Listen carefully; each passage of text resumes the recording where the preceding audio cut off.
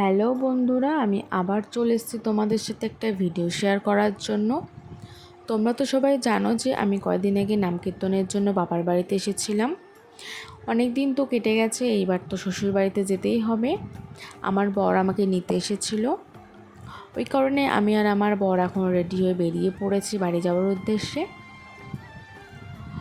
অন্যদিন ট্রেনের জন্য আমাদের দাঁড়াতে হয়, আজ ব্যাপারটা পুরোটাই বিপরীত ছিল। আমার কাছে খুবই ভালো লেগেছে, কারণ ট্রেনের জন্য দাঁড়িয়ে থাকতে আমার খুবই বিরক্ত লাগে, বিশেষ করে গরমকালে।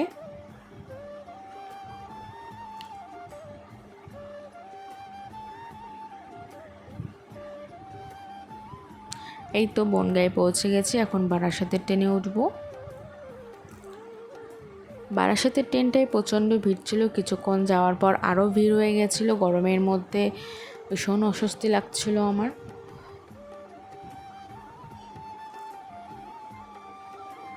তারপর পৌঁছে গেছিলাম বারাসাত, ঠেলাঠুলি খেয়ে নামিয়ে দিয়েছে আমাকে ট্রেন থেকে, এত ভিড় ছিল ওই কারণে।